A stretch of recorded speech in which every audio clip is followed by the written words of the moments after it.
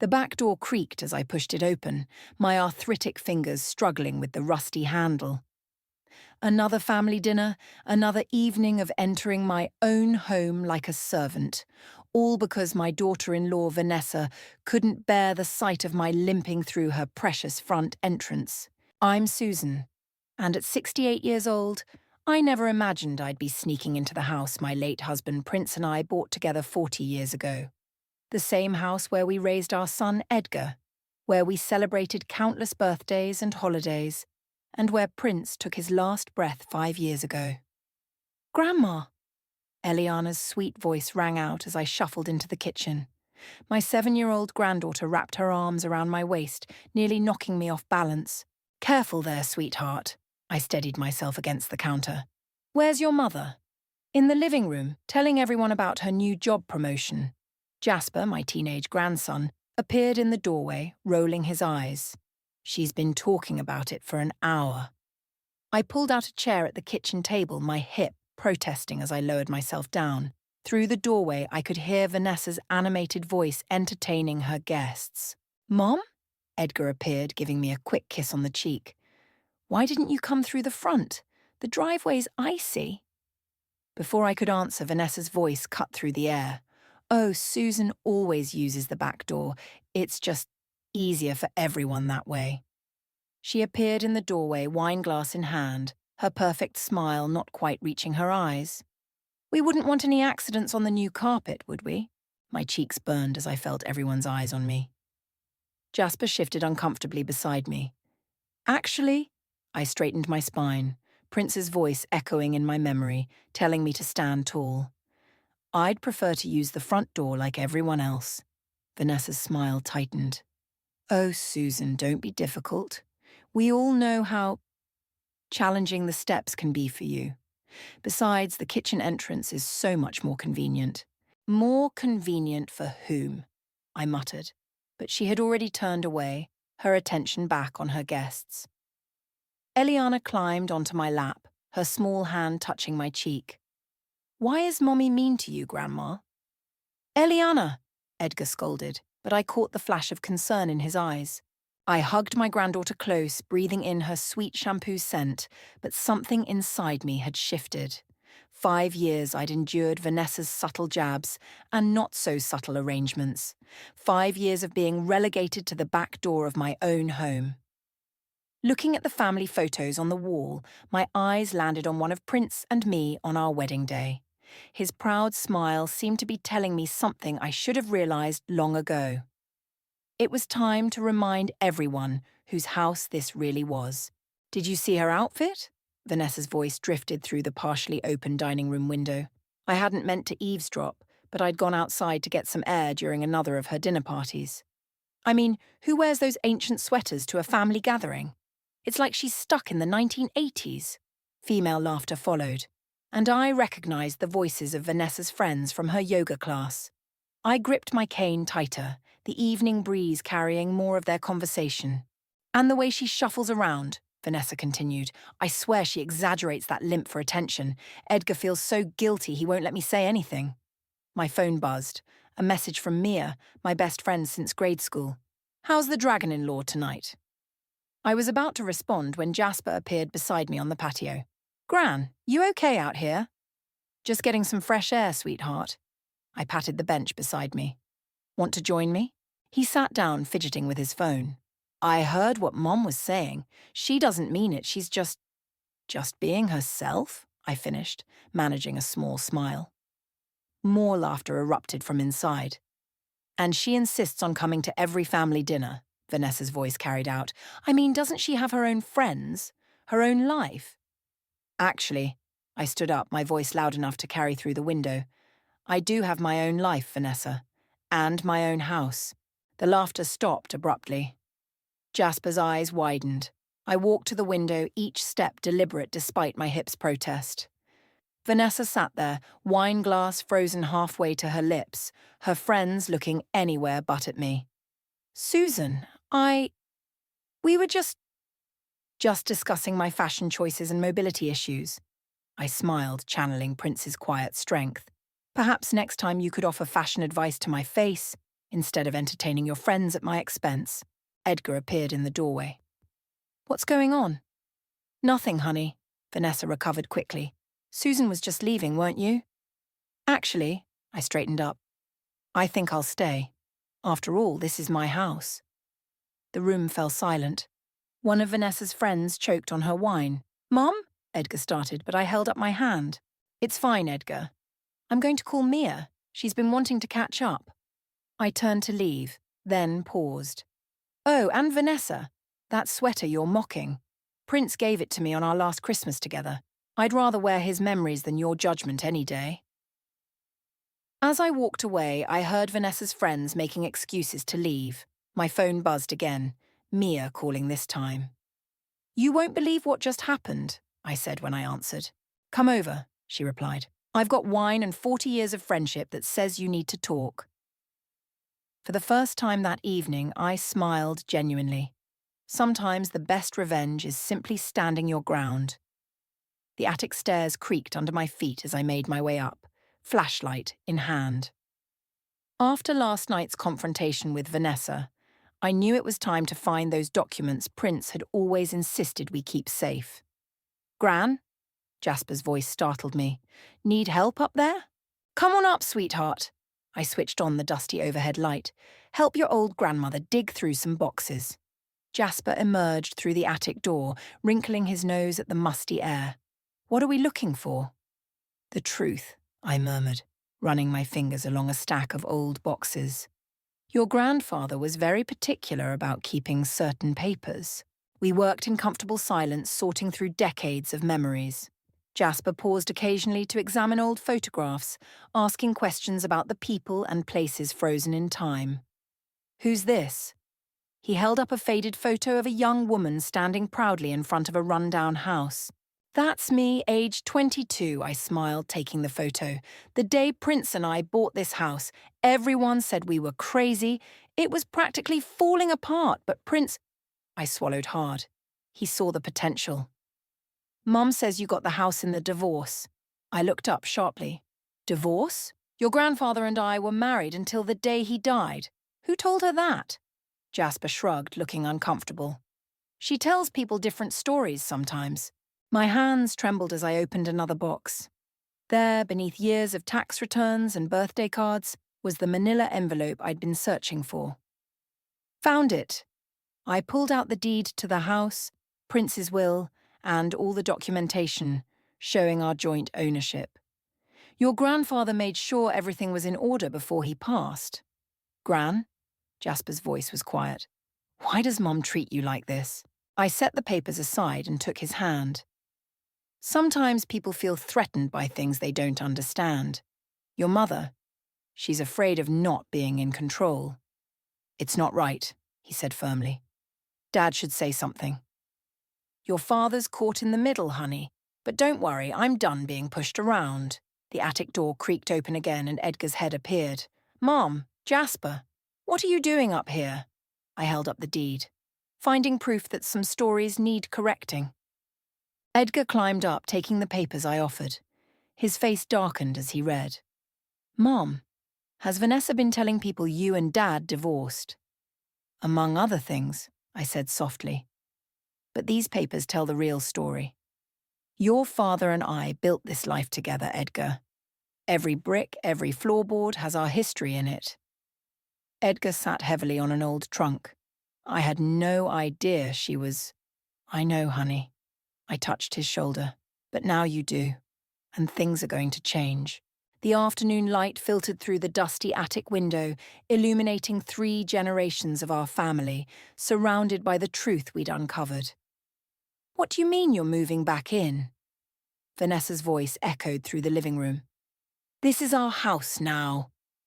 I sat calmly in Prince's old armchair, the deed spread on the coffee table between us. Actually, Vanessa, this has always been my house. I simply allowed you and Edgar to live here after Prince passed. Allowed us? She paced the room, her designer heels clicking against the hardwood floors. We've been paying the mortgage. You've been paying rent, I corrected. To my account. The mortgage was paid off 15 years ago. Edgar stood by the fireplace, arms crossed. Mom's right, Vanessa. I've known this all along. She whirled to face him. You knew? And you never told me? Would it have changed how you treated her? Jasper's voice came from the doorway. He stood there with Eliana, both watching the scene unfold. This is ridiculous. Vanessa grabbed her phone. I'm calling my lawyer. Please do, I smiled, remembering Mia's advice about staying composed. While you're at it, ask them about the legal implications of elder abuse and harassment. The phone slipped from Vanessa's hand. Elder abuse? That's absurd. Is it? Edgar stepped forward. Making Mom use the back door, mocking her disability, spreading lies about her and Dad's marriage. I never... We heard you, Jasper interrupted. At the dinner party. Everyone heard you. Eliana broke away from her brother and climbed onto my lap. I want Grandma to stay. Vanessa's face reddened. This is my home. I've spent 5 years making it perfect. Perfect for who? I asked quietly. Because from where I sit, you've spent 5 years trying to erase every trace of Prince, of our family's history. Dad, Jasper turned to Edgar. Are you going to let this happen? Edgar looked between his wife and me, then at his children. Things need to change, Vanessa. Mom's moving back in, and we're going to treat her with respect. Or what? Vanessa's voice turned sharp. Or we'll be the ones looking for a new place to live, he finished firmly. The room fell silent except for Eliana's quiet humming as she played with my necklace, Prince's last Christmas gift to me. Fine, Vanessa grabbed her purse. I need some air, but this isn't over. As she stormed out through the front door, I heard her mutter, We'll see who's really in charge here. Edgar knelt beside my chair. I'm sorry, Mom. I should have said something sooner. I squeezed his hand. You're saying something now, that's what matters. Jasper joined us, sitting on the arm of my chair. So, Gran, which room are you taking? I smiled, looking at Prince's photo above the fireplace. I think it's time I moved back into the master bedroom. After all, that's where I belong. You're doing what? Mia set down her coffee cup with a clank. We sat in her kitchen, sunlight streaming through the window as I laid out my plan. I'm hosting Thanksgiving this year, I repeated. All of it, cooking, decorating, everything. In the house you just reclaimed from your daughter-in-law? Mia raised an eyebrow. The same woman who's been giving you death glares for the past week? Exactly. I pulled out my mother's old recipe book. It's time to remind everyone what this house used to be, what it can be again. My phone buzzed, a text from Edgar. Mum, Vanessa's planning her own Thanksgiving dinner at her sister's house. Perfect, I smiled, showing Mia the message. She can go there. The kids are staying with me. Susan, Mia leaned forward. Are you sure about this? You're playing with fire? The doorbell rang, interrupting our conversation. Mia returned moments later with a thick envelope. Special delivery, she handed it to me. From some law office downtown.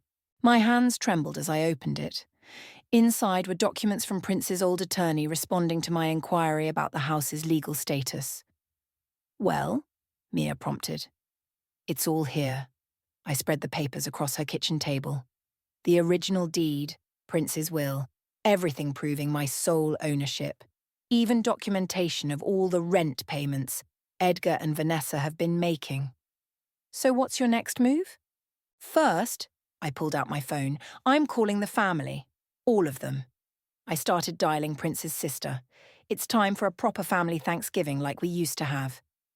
As I talked with relatives, accepting enthusiastic RSVPs, Mia started making lists of what we'd need. The doorbell rang again. This time it was Jasper and Eliana. Dad dropped us off, Jasper explained. Mum's having another episode about the house. Can we help plan Thanksgiving, Grandma? Eliana climbed onto my lap. I want to make pie like we used to. Of course, sweetheart. I hugged her close. We're going to make this holiday special. Mom's not going to like this, Jasper warned, but he was smiling. Your mother has a choice, I said firmly. She can either join us and be part of this family properly, or she can continue fighting a battle she's already lost. Mia looked up from her lists. And if she chooses to fight? I thought of Prince, of all our Thanksgivings together, of the home we'd built with love and hard work. Then she'll learn what real family loyalty means. Eliana tugged at my sleeve. Can we make Grandpa's special stuffing? Yes, baby. I kissed her head. We're making everything exactly the way he taught me. It's time this house remembered what it's supposed to be. A home, Jasper said quietly. Exactly, I nodded. A real home. The day before Thanksgiving, the house hummed with activity. Prince's sister Marie was helping me in the kitchen while his brother Tom hung decorations with the kids. Just like old times, Marie smiled, kneading dough. Remember how Prince would sneak tastes of everything? The front door slammed. Vanessa stormed into the kitchen, stopping short at the sight of all the activity. What is this? She demanded, staring at the flour-covered counters and cooling pies. This is Thanksgiving preparation, I said calmly, continuing to chop vegetables. Would you like to help?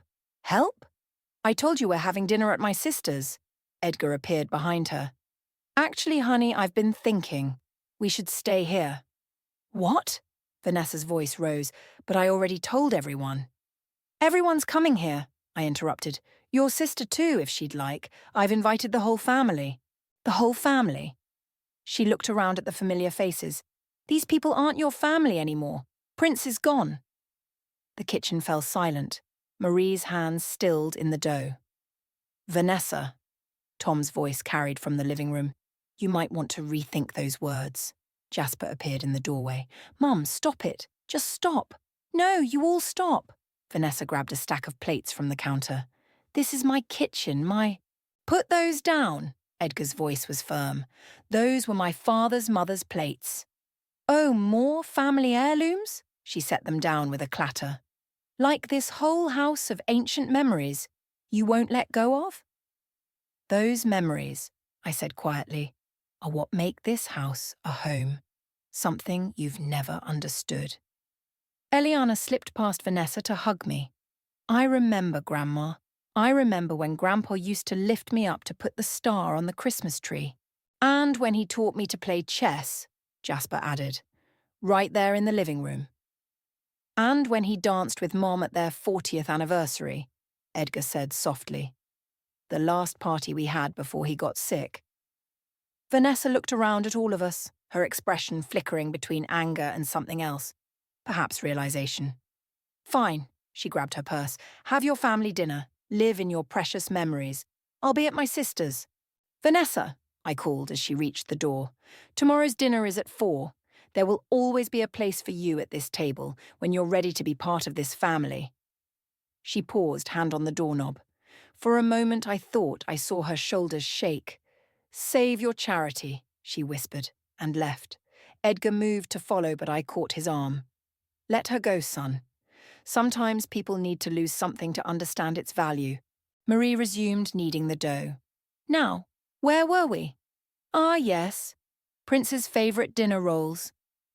The kitchen filled again with warmth and conversation, the way it was always meant to be. Thanksgiving Day arrived with the aroma of roasting turkey and fresh-baked pies. I stood at the front door, greeting each arrival with hugs and warm welcomes, the house filled with familiar faces, laughter, and the sound of children playing. At precisely 4 o'clock, the doorbell rang one last time. I opened it to find Vanessa standing there, alone, clutching a casserole dish. My sister's oven broke, she said quietly. And the kids. I couldn't... She looked down at her feet. May I come in? Through the front door? I stepped aside. Of course. The living room fell silent as she entered. Edgar moved forward to take the dish from her hands. Mom made your green bean casserole recipe, he said to me. The one Prince loved. I raised an eyebrow at Vanessa. You did? I found the recipe card in the kitchen drawer, she admitted. I've been finding a lot of things lately. Things I tried to ignore. Jasper appeared beside her. Like the photo albums in the study? She nodded, tears forming in her eyes. And Dad's letters in the attic. The ones he wrote to you, Susan, when you were dating. She wiped her eyes. I read them all last night. Those letters, I smiled, remembering, were Prince's way of teaching me to love this house. He wrote about every repair, every improvement we made together. I never knew, Vanessa's voice cracked. I thought, I thought this was just an old house that you were clinging to. But it's more than that, isn't it? It's everything, Edgar said softly. It's our history. Eliana tugged at Vanessa's dress. Mommy, want to see the pie I made with Grandma? It's Grandpa's recipe. Before Vanessa could answer, Marie called from the dining room. Dinner's ready. Everyone find your places. I led the way to the dining room, where the table was set with Prince's mother's china. At the head of the table sat Prince's empty chair, now draped with his favourite sweater. Susan. Vanessa touched my arm as everyone settled in. I'm sorry. For everything. The back door, the comments, the lies. I was jealous of something I didn't understand. And now? She looked around the room, at the family gathered together, at the memories preserved in every corner. Now I understand what I almost destroyed. Then take your place, I gestured to the table. There's always room for one more in this family. As we sat down to dinner, I watched Vanessa interact with the family. Really interact perhaps for the first time. She listened to Tom's stories about Prince, laughed at Marie's jokes, and held Edgar's hand under the table. When it came time to say grace, Vanessa was the first to bow her head, and I saw tears falling freely down her cheeks. Sometimes the best revenge isn't revenge at all. Sometimes it's showing someone what they've been missing all along. The morning after Thanksgiving, I woke early to the sound of movement downstairs. Using my cane, I made my way to the kitchen, surprised to find Vanessa already there, scrubbing the roasting pan. You're up early, I said, making her jump. I couldn't sleep, she admitted, not turning around.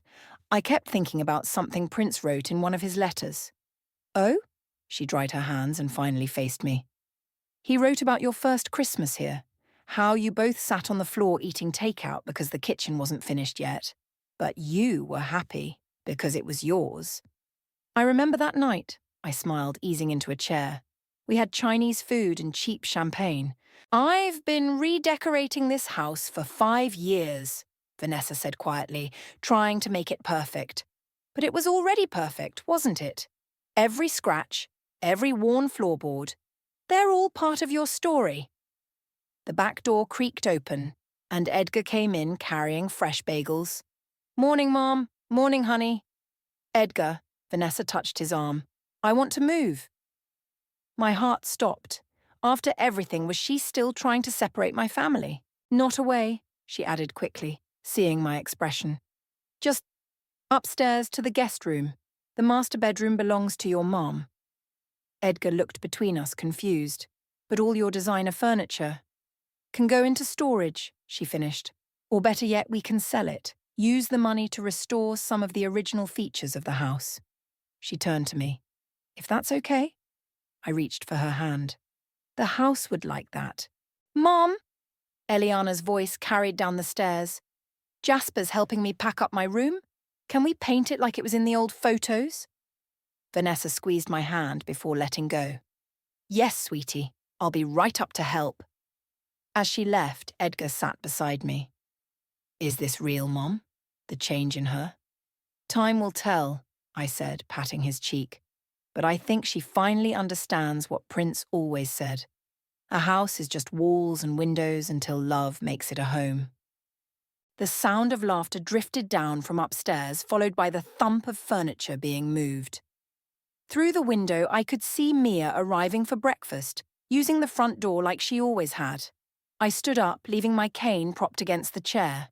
The few steps to the coffee maker were slow but steady, just like the healing of old wounds. Outside, the morning sun lit up the windows. Prince and I had cleaned together all those years ago, making them shine like new. Some might say revenge is best served cold, but I've learned it's better not served at all. Sometimes the greatest victory isn't in getting even, but in helping others see the beauty that was there all along.